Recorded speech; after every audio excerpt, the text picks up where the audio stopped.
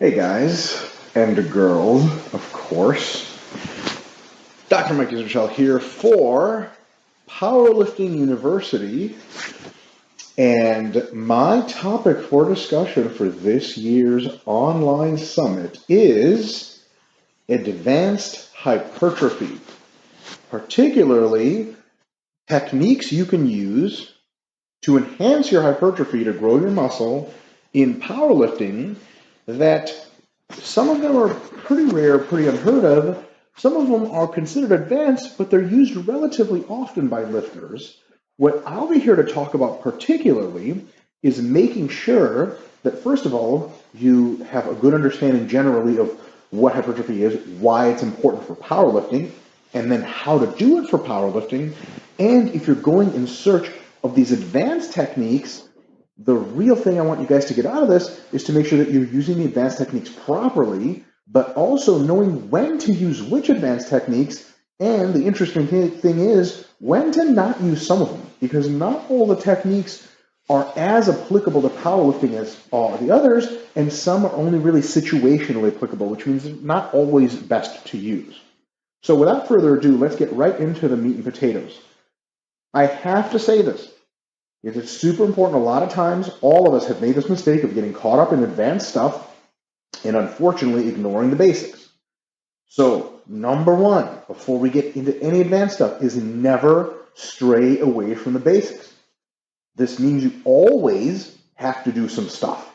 What do you always have to do? Well, pretty much always. As a power lifter looking for muscle growth, you should always be training, almost always, with enough intensity. Usually that means at least 70+% of your 1 rep max, even when you are searching for hypertrophy outcomes. Okay, 70% plus of your 1 rep max is something like 10 to 12 reps in most cases, and that's kind of the lightest you'll go. Now, there are some advanced techniques that we're going to cover later which go lighter than that, but that's only at very specific times for very specific purposes. Generally speaking, 70% plus for powerlifting. There's a couple of reasons why that's a good thing. First reason is a fiber type issue. You probably grow more of your fast twitch fibers when you train heavier. And if you train really light, like sets to failure of 100 reps or something with 30% of your 1 rep max, that's probably going to grow your slower twitch fibers more. Now, if you're a bodybuilder, you stand on stage, your job is to flex your muscles. Nobody really cares. Nobody's doing biopsies on stage. Nobody cares what fiber type you have.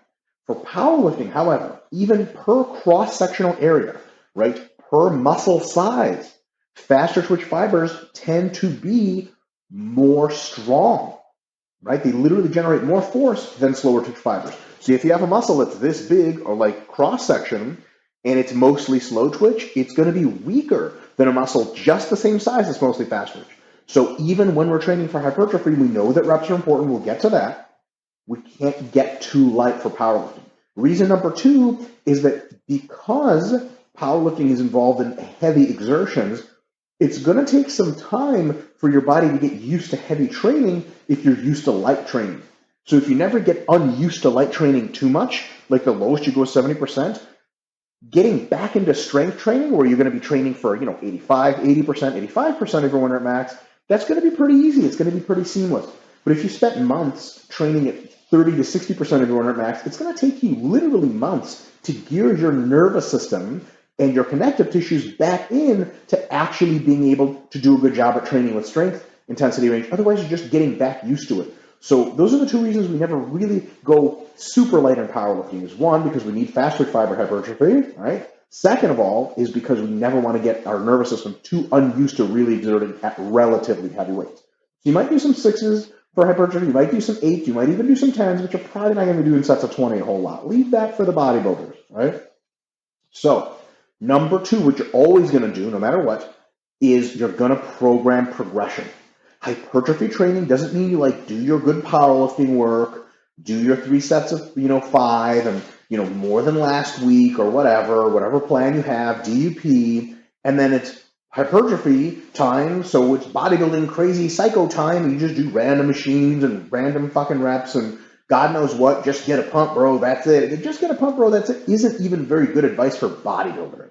But for powerlifters, it's totally stupid advice because you want to program a logical progression. You want to make sure that you're doing hypertrophy work that also makes you stronger in the hypertrophy rep range. And you want it to be for a logical goal. You don't just want big pecs, you want big pecs that are going to make you bench more. So never get away from logical progression. So if anyone ever tells you, like, yeah, hypertrophy work's just about adding volume, bro, so just do volume, like, they have a point, but it's not a very good point. You can do better. Number 3, manage fatigue. You always have to manage fatigue. Why?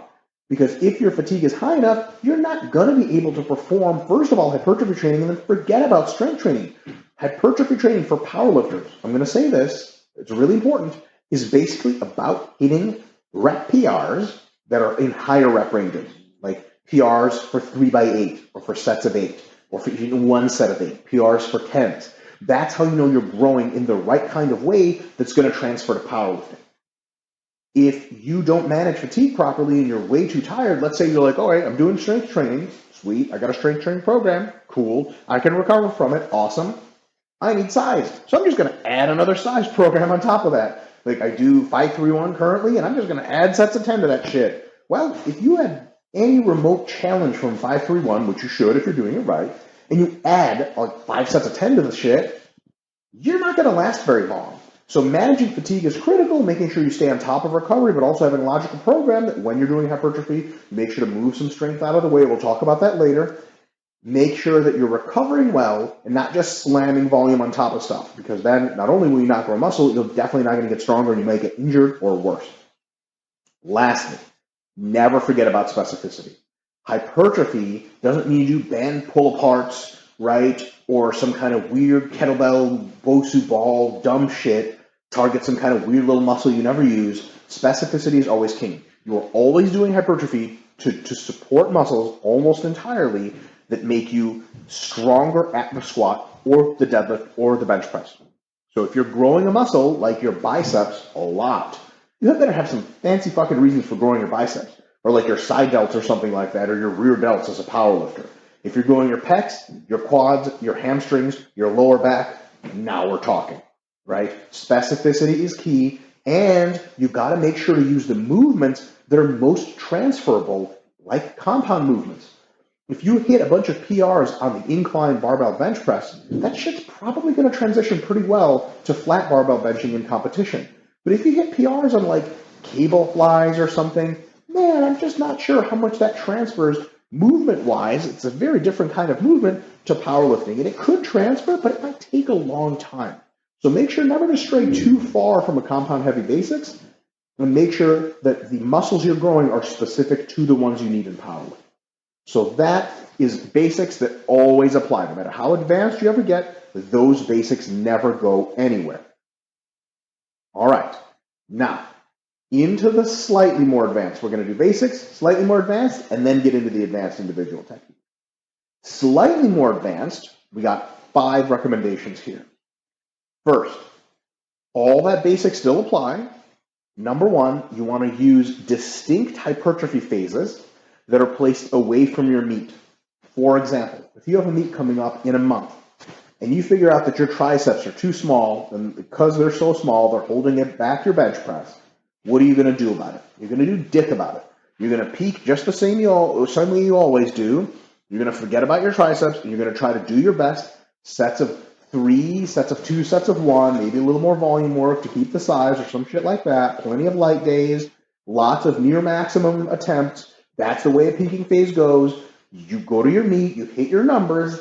Then after that, you remember that you have small ass triceps, and then you get into a distinct phase of 1 to maybe 3 months in which size is the goal. You do more reps, more sets, etc. Focus on hypertrophy. Once your muscles build size, regular strength training keeps that size almost completely.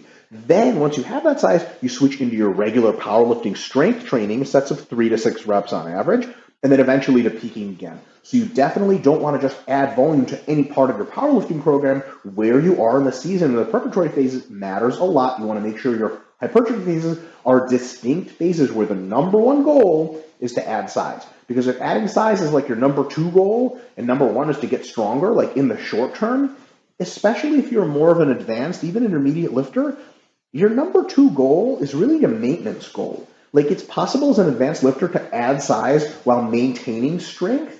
Maybe, like as an intermediate, that's possible. In advanced, that even that's not possible. But if you have a number 2 goal, improving it, I mean, it really just doesn't work like that. So if you want size, you got to re-gear your program for at least some time to train for size. Point number 2, you have to choose needed exercises to address needed areas, right?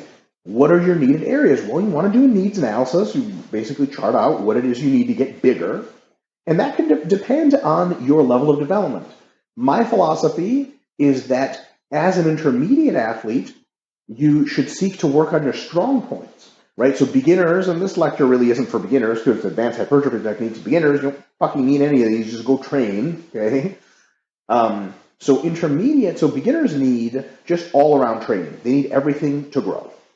Intermediates usually need their strong points to grow. Like if you're a quad squatter, what's going to get you a big ass squat? Not the best squat, the big squat. Big ass quads, because you're like quad dominant. Their quads are huge. They respond really well. If you have really big pecs, those really big pecs are going to launch all your bench presses, right? So as an intermediate, you probably want to work mostly on strong points. So every time you get into a hypertrophy phase, you want to work on your strong points to make them really strong, because there's not a single good lifter out there that doesn't have strong points. As you transition from more intermediate to advanced, you're going to have your strong points are going to be on the money. They're going to be really impressive. Now you're so strong that your weak areas start to hold you back. Like you can squat 600 pounds with not so great hamstrings and glutes, but amazing quads. You can't squat 800 pounds without not so great hamstrings and glutes. They have to be up to some level of par to at least get up to where they can stabilize your quads or congruently move with them. So if you're more advanced, that means you might be choosing more body parts that are supporting muscles of weak areas. Strong areas for intermediates on average, weak areas for advanced. But either way, whatever it is you're choosing to do, you want to make sure that you have figured out which muscles you want to grow the most and tack on the most volume to those areas, right? So if you want to improve, your bench press, and you say, I need to be bigger to bench more. Well, which muscles? Is it your front delts? Is it your triceps? Is it your chest? Is it all three? If it's all three, hey, the good general program is fine. But if you're like, okay, I really stall off the chest, I'm baller at lockout, my arms are fucking big, my chest, time for chest focus hypertrophy, maybe some quads, maybe some hams, maybe some lower back, et cetera, et cetera, et cetera. Another tip, point number 3, generally, this isn't always the case because some people can survive this better than others, you want to use easier on the joints movements for your hypertrophy phases than the actual competitive power lifts. For example, let's take the squat, the low bar squat. If you're intermediate advanced, you already know this, so it's good. I'm not going to cover it much. The low bar squat is either going to fuck your wrists, or if you change your grip position to save your wrist, it's going to fuck your elbows. If you change your grip position again to save your elbows, it's going to fuck your shoulders. It's going to fuck one of those 3 things, sometimes all 3 at the same time. It's a hell of a porn star, the low bar squat. So you can't low bar all the time. If you think you can, you're still not intermediate, or you're not advanced, or you're a genetic freak, in which case, sweet. Most people will get beat up by low bar squatting.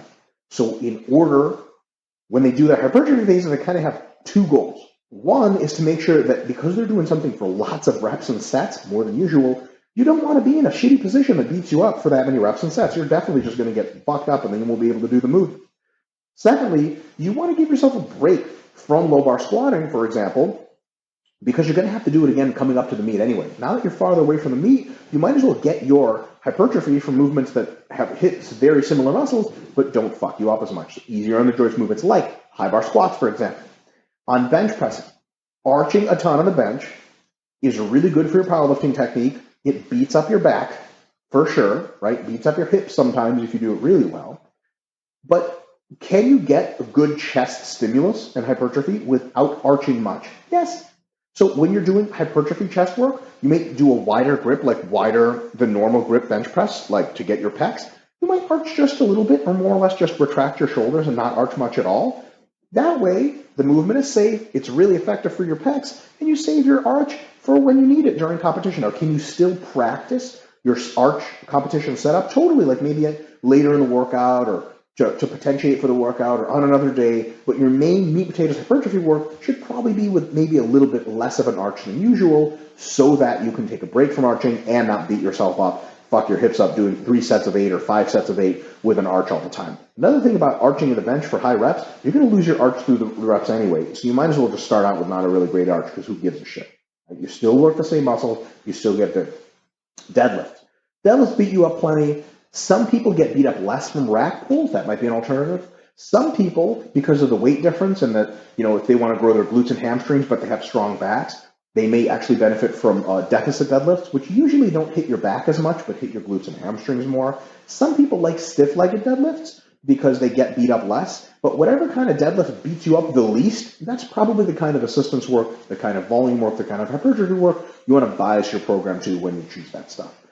What you definitely don't want to do is you're like, I need to get my triceps bigger and I'm just going to do rack lockouts, right? You're going to get your joints inflamed, and that's pretty much what's all going to happen. So do some skull crushers instead, do some close grip benching instead, do some, horizontal hand position, right? Neutral grip dumbbell presses or something like that. Something that's easier on the joints, harder on the muscles. Don't worry, you'll have plenty of shit hard on the joints when you get back into strength. Number 4. On a similar note, you might just want to take a break for pure variation's sake from competition moves. This is for 2 reasons. One is the injury reason. If you keep squatting, keep deadlifting, keep benching the exact same way, you irritate the exact same connective tissue structures over and over and over again. At some point, you're going to end up paying for that shit, right? You're going to have that little nick in your shoulder that always hurts when you bench. It doesn't hurt when you incline. It doesn't hurt when you shoulder press. It always hurts when you bench. And because you were like, fuck variation, you bench all year round with your arch competitive setup, and now you get a nick in your shoulder, and now you're 4 weeks out of a meet. You can't very well leave benching behind now. Now you got to go through it. After you go through the competition training, that little nick in your shoulder is now an actual injury. Now you need surgery. You fucked yourself over. So why not get away from the competition movements for at least the hypertrophy phase, at least in part? I'm not asking you guys to abandon the shit. You can still low bar squat, you can still competition bench, you can still competition deadlift all year round, but maybe not super hard and heavy. Maybe don't do 5 sets of 8 in a low bar squat. Do 5 sets of 8 in a hypertrophy phase in a high bar squat, and then 2 sets of 5 moderately heavy in the low bar afterwards or before to keep your groove, keep your technique, but really take the majority of your volume away from low bar squatting so that your body can heal. And point number 2 about variation, if you train in the same exact ways all the time, your body gets pretty resistant to growing muscle and actually even getting stronger. So altering the angles every now and again, sticking with that new thing for a couple of, some weeks and some months and applying progressive overload can really be the new lifeblood you need to make some new gains. So it's cool. It's kind of a 2-part benefit. So I would really stray away from a ton of competition moves in a volume phase. Probably just a good idea, right?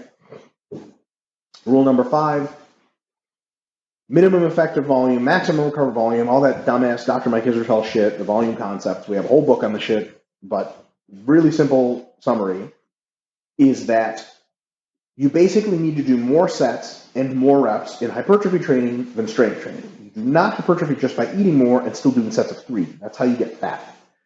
Hypertrophy is best done for powerlifting in the 6 to 10 rep range on average. Some exercises you might do up to sets of 12, maybe, like lunges, maybe you don't want to do for 10 or something. A fuckload of weight to lunge around with. One schmig or schmag that way, and there goes your knee, right? But, close grip benches, bent over rows, deadlifts, sets of 6 is a fucking hypertrophy range for those type of things, right? So anywhere between 6 and 10 reps on average, and number of sets per week, minimum effective volume for working sets per body part per week tends to be about 8 for powerlifting hypertrophy, very different to bodybuilding hypertrophy, and maximum recovered volume around 15, I found. Now, these are pure averages, but they're good places to start your programming, see how your own recovery and adaptation go to figure out your own response to adjust those. So for example, you might start with 4 sets of back squats Monday, high bar, and then 4 sets of front squats after your deadlifting on Thursday. That's 8 sets. That's probably the minimum that's going to really grow you if you're intermediate for sure, or intermediate or advanced, right? At that point, just the strength improvement covers the difference between the two. then over the course of time, whether it be over the weeks or just if you pick an average between 8 and 15 and you just up the weight, both ways are fine for powerlifting, you're going to want to increase the volume, right? So start around 8 sets and see if you can do more and either work your way up to about 15 total, right? That would be like, something like 8 sets of high bar squats Monday eventually and 7 sets of front squats, on Thursday. Maybe you want to throw in some leg presses or something for some variation. And maybe your MRV is lower, maybe it's 12 or something like that. But remember, these MRVs, they look a little bit lower than the bodybuilder recommendations. If you're familiar with my work on hypertrophy, any of these minimum effective volumes, like the least you need to grow, tend to be like more around 10, and MRVs around 20 on average for most body parts. But that's training in a bodybuilding rep range that, 6 is the very low end of it. Most of the training isn't there. The average of those reps is like 12. Here, the average is 8, right? Heavier weights tend to fatigue you more, right? And your powerlifter, your volume tolerance isn't going to be that big to begin with because you're more fast twitch. You're stronger than the average bodybuilder your size, so your shit is going to fuck you up that much more, which means anywhere between 8 and 15 is good. Case in point here, don't just do a fucking bodybuilding program when you're a powerlifter off season. What you want to do is do a powerlifting specific hypertrophy program, hopefully that you home grow yourself after maybe watching this video and several others. All right? Blabbing about generalities, now let's get into these actual advanced techniques. Let's find out what's going on with the advanced techniques themselves. So, advanced techniques assume that you're already doing everything else correctly. What we're going to do now is we're going to define the techniques, we're going to describe each one, we're going to know when and where they're most useful and least useful for powerlifting purposes, and then we'll pretty much sum up, and that'll be the talk. So a lot of ground to cover. Let's get started. We have 6 techniques. Here is a preview.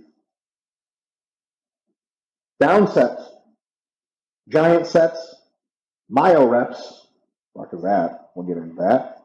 Supersets, drop sets, and occlusion training. I have ordered these in their order of relevancy / application / effectiveness on average. I say on average a lot, don't I? To powerlifting, right?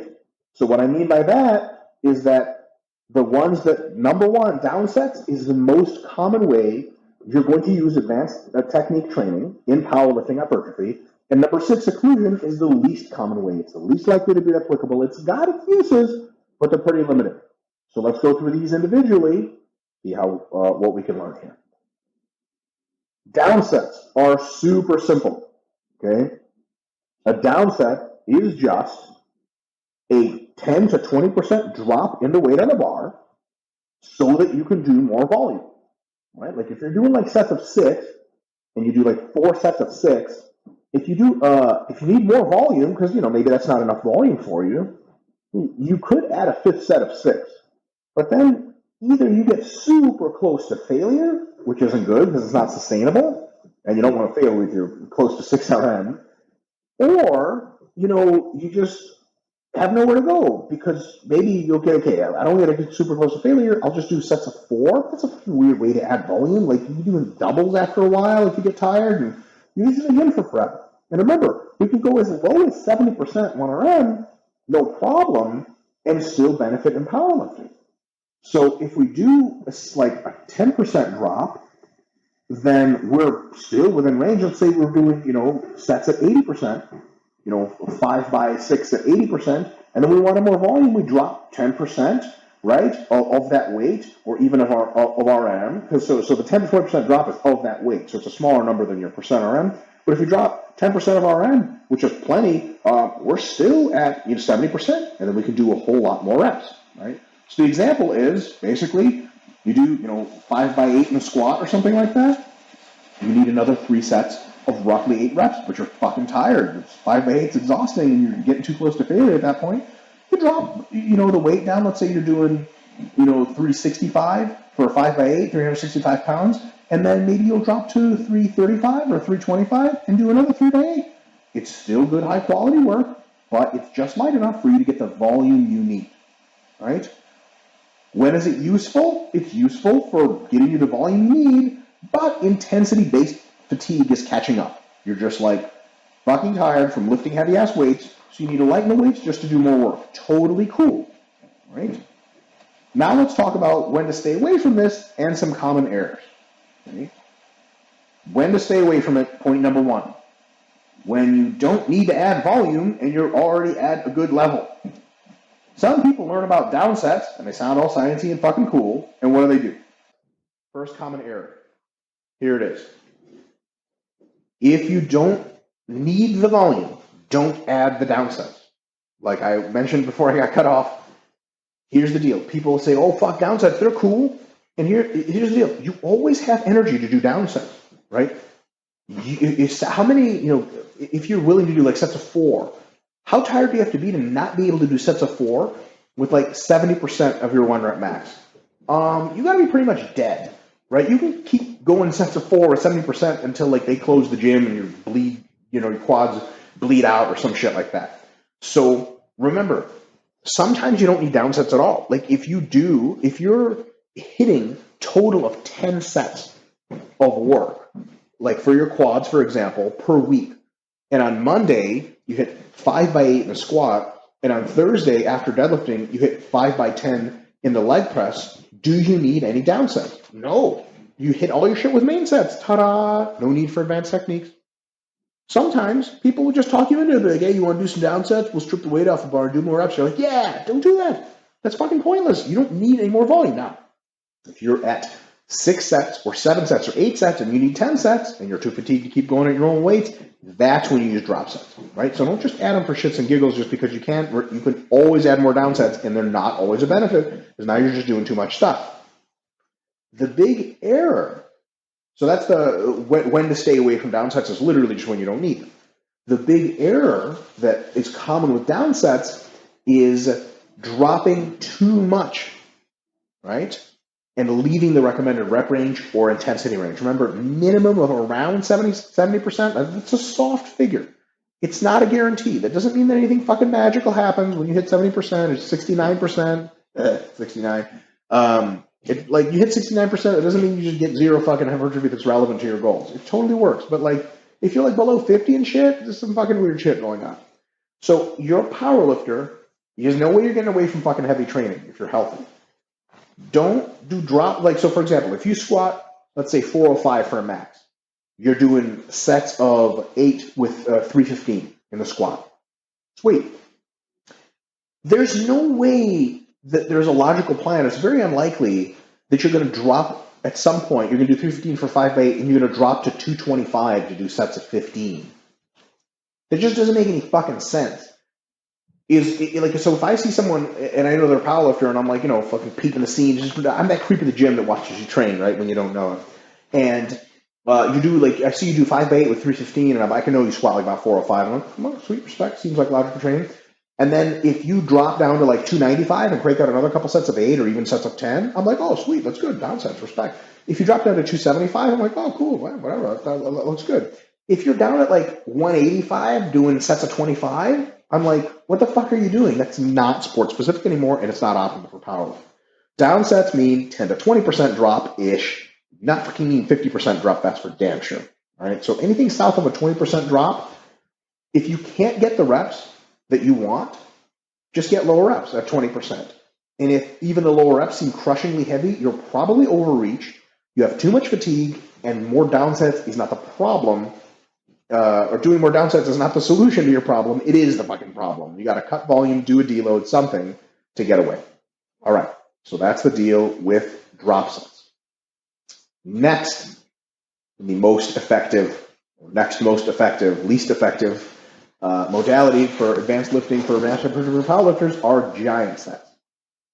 Giant sets are interesting. Some people call them marathon sets. I call them fucking giant sets. Call them whatever the fuck you want. It's one singular concept. Here it is. You basically set a total rep goal, right, at a certain weight, and then you do as many sets with that weight as it takes to get that total number of reps. The trick is you want to stay within about 2 sets to failure, right? Technically speaking, as a powerlifter, because of the heavier weights you're going to be lifting, even that's not such an important rule, because it's automatically going to be like that. But what I don't want you guys to do is say, okay, I need to do a total of 30 reps on these lateral raises, so I'm going to do them 2 reps at a time. That's kind of fucking stupid because you're not really pushing your body in any one of the like mini sets. But, if you do them, anywhere between 6 and 10 reps at a time, or whatever number of reps, that's 2 from failure-ish, you'll be good to go because the heavier weight takes care of that.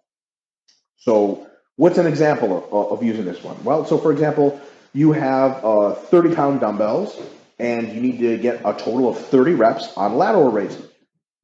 You do, 3 sets of 10 or something like that. That adds up to 30. Or as you fatigue, you do a set of 12. Then you do a set of 10. And then you do a set of 8. And that adds up to 30. Even if it takes 4 or 5 sets, you're totally cool. As long as you're resting a decent amount of time between each set, you're not rushing the process. There's a different method of training we're going to cover next it's coming up next that is actually rushing the process on purpose. This one is not just normal sets. You just add the reps. So however many reps you do on a set, you get like 2 from fail. You stop the set, you sit around, do whatever, fuck off, scroll on Instagram, and then you say, okay, I got 8 on that one, and you do another set. Let's say 2 from fail, it's 7. Okay, now you have 15. Remember, you set your goal at 30 or whatever. You do as many of those sets as it takes to get all the way up to 30 reps, and then you're done. Right? When is it useful? Well, you can kind of do a lot of your volume training this way if you just kind of want to break from the regular situation where you're tracking, repetitions in reserve, all that stuff. But it's best when you can't make small intensity jumps. What's a good example? You have a fucking poorly installed, fucking retardedly made lat pull-down machine. So you're doing assistance work for your back, you're doing lat pull-downs, and whoever the fuck made the machine made it in like 20-pound increments. Like, we've all been to a gym that's like this. Like, what the fuck does Hercules fucking train here? So, like, you would love to adjust the stack by 5 pounds, maybe 10 pounds, but 20 pounds is like, your sets of 10 down to your sets of 3, like on the next adjustment. So you can't just like come in 1 week and do sets of 10 and then come in another week and do sets of 3. That's fucking stupid. That's not training. That's not progression. So what you're going to do is 1 week at the set of 10-ish weight, you're going to do a total of 40 reps, however many sets it takes you, maybe like 5 sets. And then next week, you're going to do 45 reps. And the week after, you're going to do 50 total reps. And the week after, you're going to do 55 reps, right? Some amount of time later, maybe next cycle after that, you may be strong enough to do the next, lat pull down weight for like 6s. And then you maybe do a total of 20 reps, right? Sets of 4 or 5 at a time, and then work on it like that, right? So it's a cool strategy when, lateral raises. You don't just go from the 30 to the 35 to the 40s in the same mesocycle, right? Good time to do giant sets. Various machines, pull-down machines, etc. Good opportunities for that sort of thing. Okay? When to stay away, common errors, etc. If you can make small intensity jumps, that's generally a better way to train for powerlifting, especially. So if you, have a leg press and you have access to 5s or 2.5s or something, slap them shits on there. Don't just do like 3 plates for a whole mesocycle and up the reps, and then do 4 plates next mesocycle and up the reps. You don't have to do that if you have smaller weight.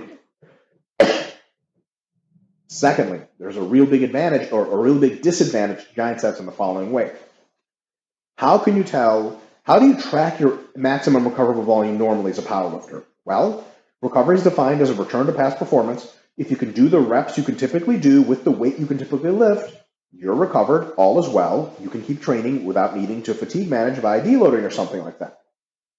So what does that mean? That means that if you're training with normal repetitions in reserve, and you're trying to get 1 or 2 or 3 reps in the tank, and you notice that you're not hitting the reps that you need, you may very well be over your MRV, and that is an auto-regulating way to tell you probably have too much fatigue. But if you are doing giant sets, it's really tough to figure out if you're over your MRV. Because you're doing the same weight every week, but you're only keeping track of total reps. Then 1 week you hit 50 total reps, the next week you hit 55, the next week you hit 60, and it's all in little increments, so you can always get the work done. But how do you know if that's too much work and you're not properly recovering anymore? How do you know if you get over your MRV? What if 55 reps was all you had in your MRV? 60 is too much. You could definitely go over your MRV and train, but it's just going to make you worse and worse and worse, right? So it's one of these things that, because that's a downside for giant sets, you're not as attuned to your fatigue level. Straight sets with reps in reserve are usually a better way to go. We just use giant sets in situations like if we can't have small intensity increments where that's their advantage, right? So the common error is just to keep going and overkill and do too much volume because you can't track MRV. So don't get carried away, because you can write down any fucking number and via giant sets get there. Like if you're like, okay, like fuck, I've done this a bunch, like a fucking idiot. I'm like, okay, I'm gonna leg press 405, and this is for bodybuilding, for 100 total reps, and then next week for 110. For like 100, I barely survived. I was sore for like 5 days, and then like 110 the next week for like I think I did 415 for 110. Like after that, I did squats and my quads would cramp up mid squat. I'm like, fuck, that doesn't usually happen. And it took me like a week and a half to recover. Fucked up my whole next week of training. That's too much. It's way over MRV. It was fucking stupid. I had to take a deload afterwards. So like I fucking wrote it down in my book and everything. So how do I know that, I don't know. I could still crank out the reps. Not as many reps per set as I could, but I just did more sets, right? So careful on the giant set stuff. Stick to the straight sets mostly. Only use them when you need them. That is, when you can't have small increments to up your shit every time. Next up, myo reps. For those of you that are confused, it's also a form of rest pause training. So basically, here's what myo reps or rest pause training is. Usually you do one big primary set. Okay? You don't have to do this, but usually what's what people do. Of like 10 reps or something, you get close to failure. As you get close to failure, generally speaking, you generate more metabolites, which are independently stimulatory of hypertrophy, right? Like lactate the burn. And you also tend to activate more of the fast twitch high threshold motor units. They tend to turn on when you're getting closer to failure. So your first set, you go pretty close to failure, maybe one set to failure. You put the bar down. I would not recommend doing this with exercises which require a big setup like squats or bench presses or whatever, but like for dumbbell curls or something like that, or for skull crushers, this works really well. So let's say you're doing skull crushers. You do a set of 10. You rest for like 30 seconds or less. The pump is still there. The burn is still pretty much there. You rest just long enough to pick up the bar and do like anywhere between 2 and 6 more reps. You put the weight back down, you rest for another 30 seconds, and you hit another 2 to 6 more reps. Each one about 1 rep shy of failure. That fucks you up really bad, and every single one of those mini sets after is like the last 5 reps of a normal set, the most effective reps. That's why sometimes people call them effective reps. How many effective reps did you do in a program? Right? So chest supported rows, another great way to use this exercise. Let's say you're trying to get a bigger back. You do a set of 12 in chest supported rows, get one from failure. You put the bar, the one where you like put it off to the side. Rest for like 20 seconds, do another 5. Rest for 20 seconds, you're not taking any weight off the bar. Same fucking heavy ass weight. Do another 5, do another 4, do another 3. A lot of times it's a form of giant set training, so you have a total to go to, or you just have a number of myo reps to do. Like, I'm going to do like 5 mini sets, this week and maybe 6 next week or some shit like that, right? Or you have a total number of reps to hit or something like that. As soon as you're done, you're done. Now, when is this sort of thing useful? A lot of times it's really useful when time isn't in high supply, but you need some assistance work. Like you got to fucking hit your back, but you've already been fucking squatting and deadlifting for half the fucking time you were at the gym, 2 hours or some shit. Like your wife is fucking pissed at home, or girlfriend, or Pornhub, or whatever, right? I'm not here to judge. So maybe all 3. If that's the problem. And it's fucking just time for you to, maybe you just ran out of like nutrition. You're like, oh, I ran out of my shake. I can't be in the gym anymore, so I'm going to go hypoglycemic. And it's time to hit the fucking assistance work and leave. Myo reps are a great way to do that because shit, man, within about 2 minutes, you're going to hit a whole fucking lot of volume, and all of it's going to be heavy, and all of it's going to be pretty close to failure. So really, when you think about it, it's some really good high quality work, right? When do you stay away from it? What are the common errors? You don't definitely want to stay away from it when there's a big setup required, right? You don't do fucking setup 10 in a squat, rest for 20 seconds, and then take your whole fucking squat setup again, walk the fucking bar out again, and do squats. You just spend most of your energy setting up and re-racking versus actually lifting the weight. So it's got to be an easy setup, right? And technique can't be a premium. Okay, you don't want a highly technical lift like deadlifts, for example, because as soon as the myo reps part starts, as soon as the mini set starts, your technique's going straight to fucking drain. Something like chest supported rows, maybe some bicep curls, some leg presses. techniques, it's not a way to really fuck the technique up unless you're really just trying.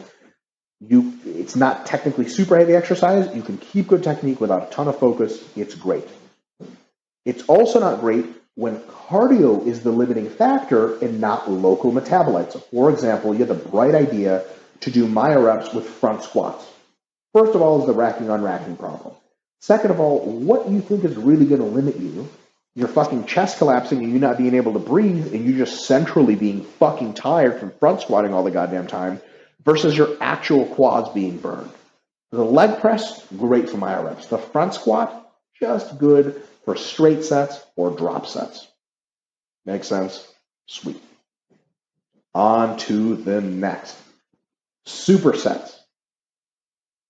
Supersets as an advanced training technique. I'm not talking about alternating supersets. That's not very advanced, like alternating chest work and then resting a bit and doing back work. That's a good time saver. It's not really good for powerlifters because you can't use a lot of weight in either one of those because you're supposed to be recovering when you're supposed to be recovering, not doing another fucking exercise. Great for staying in shape, as an adult, but not exactly the greatest thing for powerlifting. When I say supersets, I mean using an isolation exercise first to pre-fatigue a muscle, and then using a compound movement with that muscle involved to really tax the shit out of that muscle particularly. For example, you do a set of dumbbell flies, and then as soon as you put the weight down, you walk right over to the incline bench, you unrack, and you do a set of incline bench, both straight sets. Right? At that point, what's the advantage? Well, your chest is going to be lit up from those dumbbell flies. It's going to be the limiting factor in your incline press. And if you have trouble activating your chest, right, or something like that, or trouble feeling it in the movement, you're going to feel it like fucking hell when you do dumbbell flies before you do incline bench or even just flat bench. Right? So it's good for targeting muscle really specifically. And it's also good for, like, look, if your elbows are kind of beat up, if your shoulder joints are kind of beat up, but you still want more chest volume, you don't want to have to do inclines heavy first. You can do dumbbells, which are going to be lighter, going to be easier on your joints first, and then still get a pretty good chest workout by doing inclines after. And now the chest is a limiting factor instead of having to use a weight that is taxing on your joints, taxing on your overall recovery, et cetera, et cetera, et cetera. So that's what they're good for. One of their biggest uses is precisely for hitting muscles that are really hard for you to just hit with compounds. Like some individuals just can't feel their chest when they're benching, and their chests are concomitantly small. When they do some dumbbell flies and then bench, they can really feel it. They can really establish a mind-muscle connection all as well. Now, on the downside, when to stay away from this? What are some common errors? Here's the thing. As a general rule, right after myoreps, and even myoreps are meh for powerlifting, supersets are officially meh minus, right? You're generally not going to use them for powerlifting. Why? Because there's a big intensity limit on the compound movement. Right? Because you've pre-exhausted your chest, for example, before incline press, you're just not going to be able to go that heavy on incline press. Plain and simple. It's just not going to be very heavy. That's a problem because it violates our rule of most powerlifting stuff should be heavy, even if it's hypertrophy. All right. So it's going to be more poorly transferable to powerlifting. So, for example, I'm a fucking baller at supersets, man. I can do dumbbell to incline supersets. It'll make my chest is fucking enormous, and you look at me and go, "Holy shit! How much does he bench?" Not as much as you would think, because I don't train heavy powerlifter heavy nearly as often because I rely on supersets. Bodybuilders are fucking jacked, but they're not nearly as strong as you would think. You don't want to be a bodybuilder. You don't want people to go, "Wow, I bet he benches a zillion and you only bench a million." Right? You want good transfer. Secondly, when you do pre-exhaust, like this, isolation to compound, because of the fatigue levels, because of the necessarily higher total rep numbers, if you add the two sets together, you're going to have more slow twitch fiber growth than usual than from straight sets. Again, not a huge advantage in powerlifting, and definitely on the net balance, not something you want. So when you do compounds or isolation to compound supersets as a powerlifter, maybe do like 8 on the isolation, 8 on the compound, or even 8 on the isolation, 6 on the compound. So you're still going pretty heavy. You're not going to be going for 15 on the isolation, like 15 on straight lat pull downs, and then 20 on regular lat pulls after. That's bodybuilder stuff. The bodybuilders love it, and it really works well to give you hypertrophy, but it's not the best kind of fast twitch fiber, of neurologically congruent with strength kind of hypertrophy that you need, right? You're there to target a muscle, not get a stupid bodybuilder pump for no damn reason, right? And here's the deal.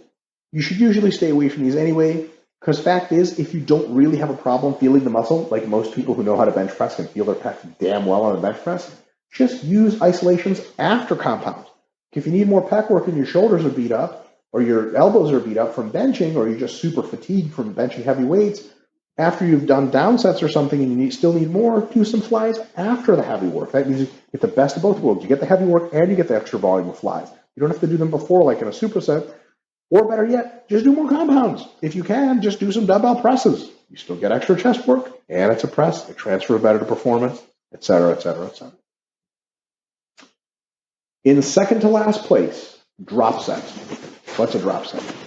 A drop set is a down set, but you rest 30 seconds or less. So you still drop by 10 to 20%, but you rest 30 seconds or less before you do it. So for example, is getting on the chest machine, right? Like a chest press machine. Say you need extra chest volume, and fucking Dr. McIsrael said compounds are better, so you're on this fucking chest press machine after you've done your benching, your incline benching or whatever.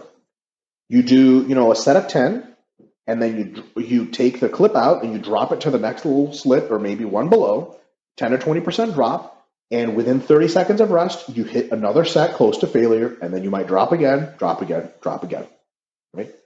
When is the situation useful? For bodybuilders, it's useful in all kinds of things. For powerlifters, just generally when you're short on time. Because what's better than a drop set, if you're using the chest machine, just like 3 sets of 8 or 3 sets of 10, taking plenty of rest. They've shown now in numerous studies, if you get rest between your sets, not only do you usually grow more, okay, but you get stronger. And there's a better transfer to strength because you can use more weight. Remember, drop sets are weight, but you're using less weight every time, right? If you really want to do a bodybuilder drop set, you can fucking nuke your shit by going all the way down the rack, and then you're doing like 40 pounds for a set of 6, and someone looks at you like, what the fuck? That guy's weak. You're not weak, you're just fatigued, but you're not practicing exerting yourself under heavy loads anymore. It's a different feel of the joints. It's a different nervous system stimulation for the muscles. It's not the same thing. So train heavy as much as you can, but if you're short on time, for example, drop sets can work, right? When to stay away, what are some common errors? So you really, first of all, just don't generally want to do this very often because of the intensity limitation. You're just not going to be able to train as heavy as normal. You don't want to drop a ton, and you want your first set to be like 12 or fewer reps. You don't want your first set to be like 20 reps, and then you drop and do 10 and drop and do 12 and drop and do 15. Bodybuilders can benefit from that. But generally, you want your first set to be like 8 to 12 reps, and then rest short enough to keep the next sets to like 6 reps or so. So that means set number 1 can be 10 reps, 1 rep away from failure. Set number 2, 25 seconds later with 10% less weight, might be like 5 reps. And then you rest again for 20 seconds, and maybe another 5 reps. That's all pretty heavy feeling shit.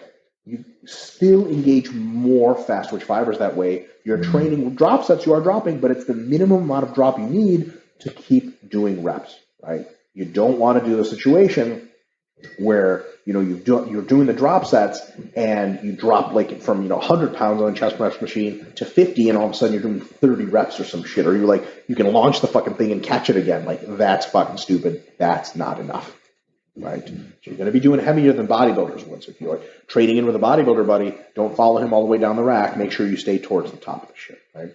And the benefit potentially to drop sets is higher motor unit recruitment because you're fatigued. So if you wait a little too long, your muscles start to recover, and then you don't get that effect anymore. That sucks. So I'll put it this way. There's actually a middle ground you want to avoid with drop sets. If you're doing drop sets, up to 30 seconds of rest, and that's it. Basically, as soon as you're like not breathing heavy and you're sort of kind of ready to go, hit it again. If you're just using the chest press machine, you're not doing drop sets, then rest 2 to 3 minutes between sets and do fucking awesome, good baller, real sets without drops, same weight or similar. That resting a minute is just long enough to get rid of the metabolite effect and the motor unit recruitment effect. Like the next set's just not going to be that challenging, but not long enough to get all your energy back and do a real good job, get execute really high forces and get more reps. So stay away from that middle zone. Like resting a minute is sweet for bodybuilders, for powerlifters. I don't know, probably doesn't do anything super good.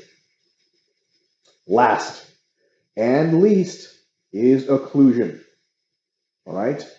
Occlusion is, you might have seen this called vascular occlusion or Katsu training. It's from Japan, so it's fancy, done by robots.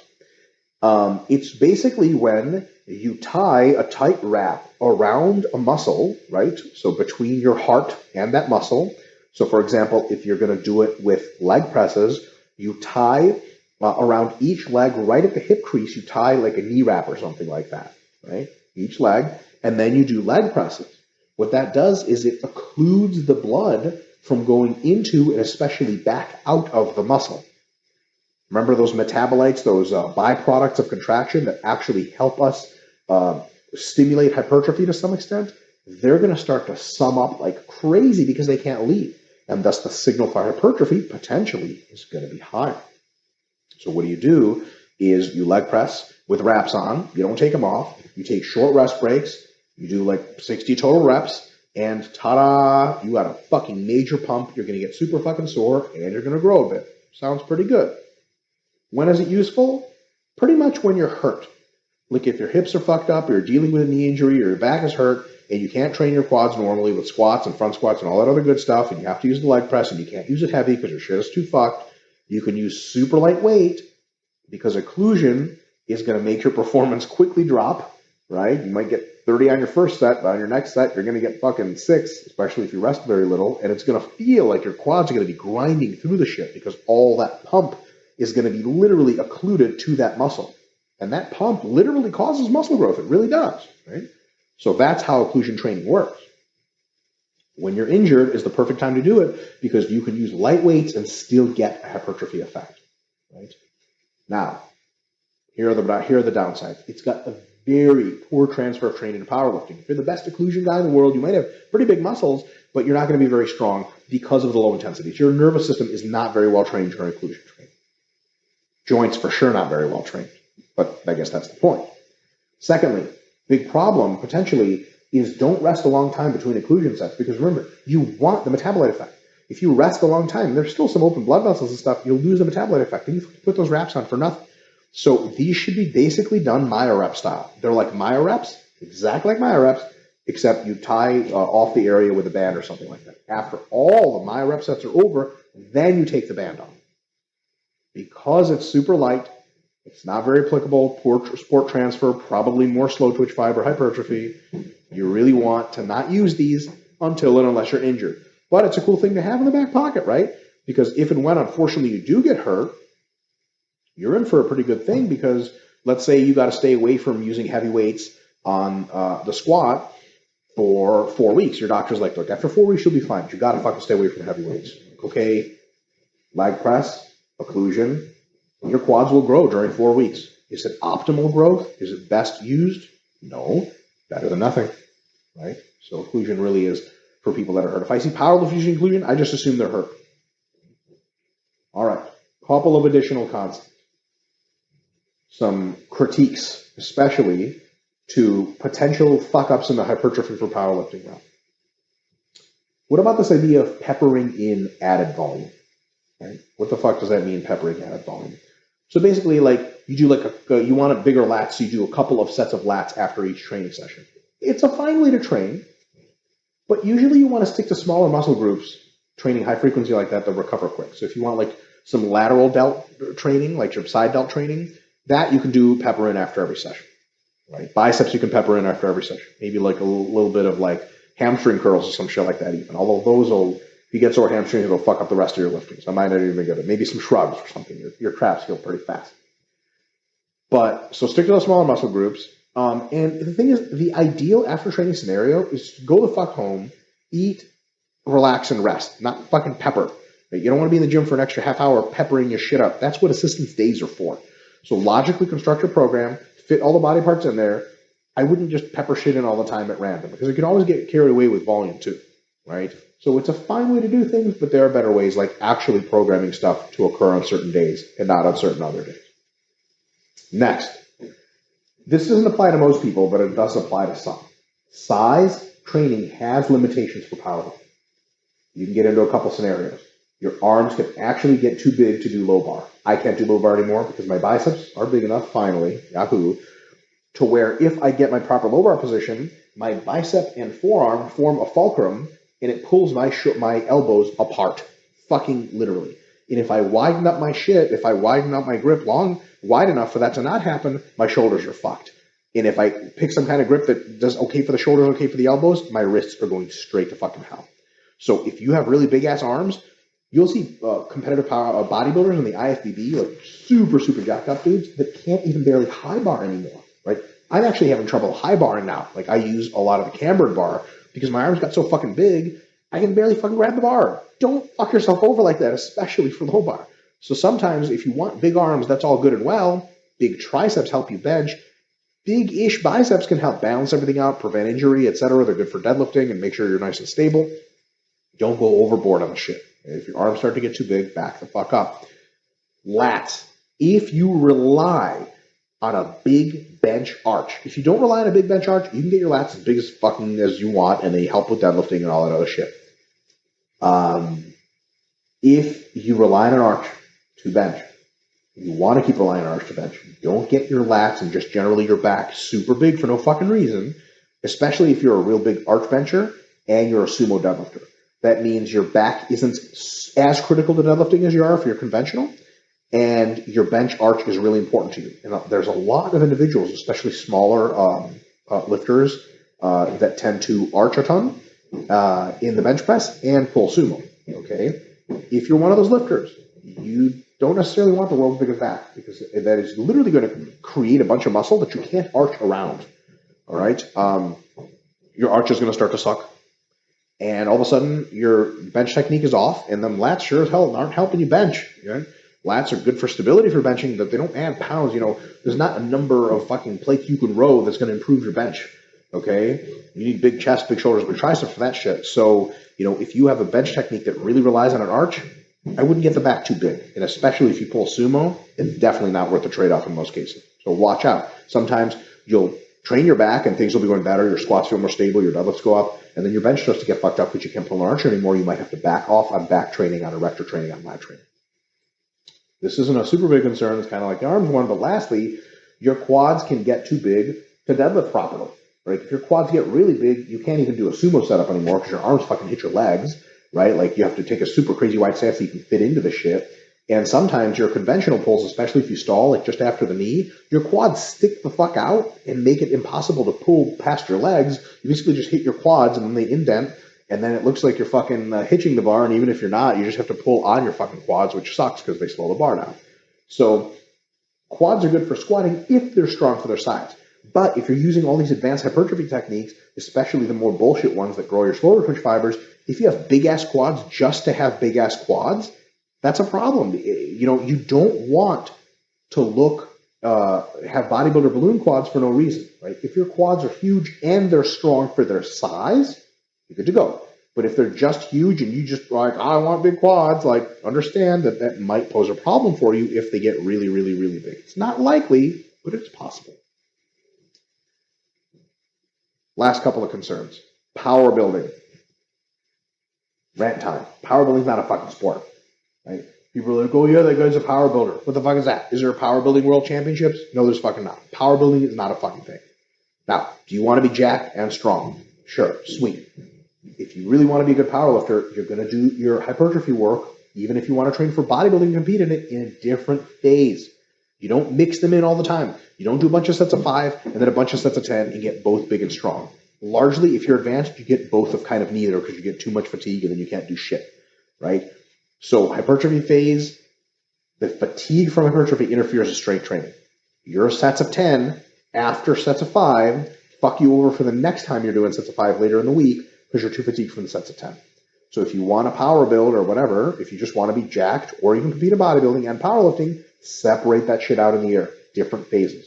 Do several months of training for bodybuilding or hypertrophy, several months of training for strength and for powerlifting, so on and so forth. The good news is, with minimum effort, you can keep your size that you got from your hypertrophy training, no problem at all, when you do strength training.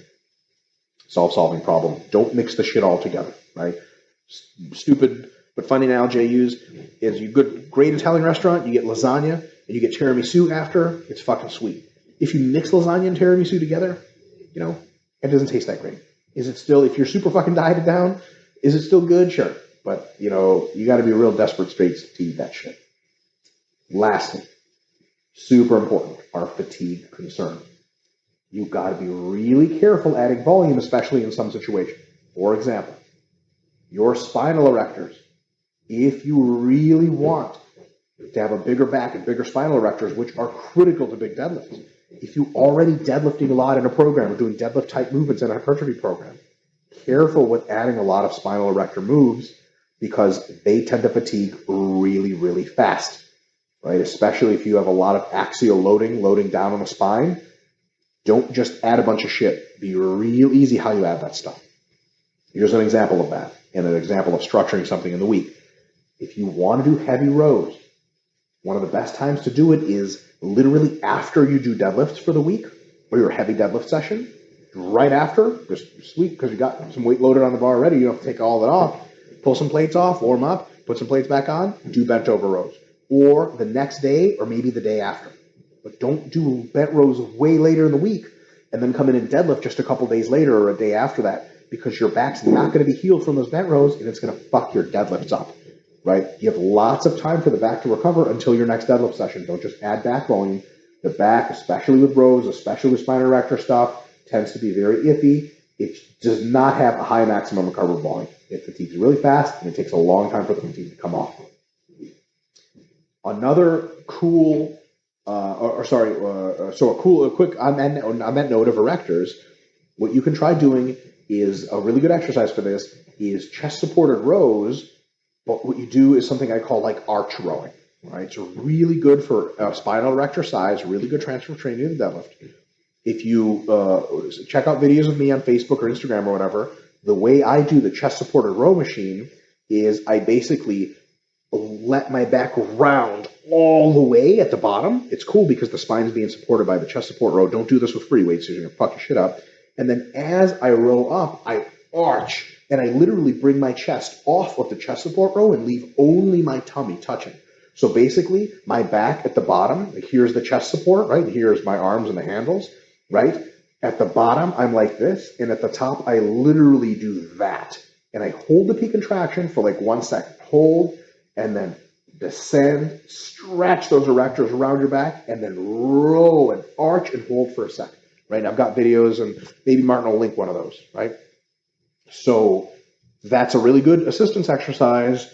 It's not super centrally fatiguing because you're not compressing the spine. You don't have to use your legs to prop yourself up. A really cool thing to do after deadlifting or like later in the week to get bigger spinal erectors. And if you ever check out pictures of me on Facebook or Instagram or whatever, my spinal erectors are kind of fucking freaky looking, and in some part, mostly it's due to deadlifting and bent rolling, but that exercise certainly played its role. Last fatigue concern, overhead pressing has a pretty good transfer of training to bench in many people. I'm like pretty good at overhead pressing. I have all sorts of sort of ridiculous numbers. If you just like search, shoulder press, overhead press, Israetel on YouTube and shit like that. Like I've done some pretty cool shit. It's really fatiguing, and I'm like genetically blessed with really healthy shoulders. They just don't really ever get fucked over, and when they do, they heal really fast. Shoulder presses are very hard on the shoulder joint, and they're very hard on fatigue in general because they compress the fuck out of your spine. Be careful with them. If you're going to do them, don't do them for lots of sets, lots of reps. Just like 2 to 4 sets per week is the most you should probably shoulder press. And mostly incline and do close grip benches and stuff like that. Barbell shoulder presses, do them. Be careful with them. I don't want to say do them sparingly, but see how they affect you. Don't just rush into a program because they can fuck up your joints. Once you get fucked up shoulders, shit sucks. Everything pisses them off. So be mindful of that, right? That's all I have. Folks, give these techniques some thought. Really stick to the basics and maybe a couple of these advanced ones. Most of these are just situation specific. Maybe when you're hurt, Maybe when you're in a rush. Be smart. Enjoy training. Enjoy getting stronger. Enjoy getting jacked to get stronger. And I wish you guys all the best. And hopefully you enjoyed all the other presentations and videos. Peace.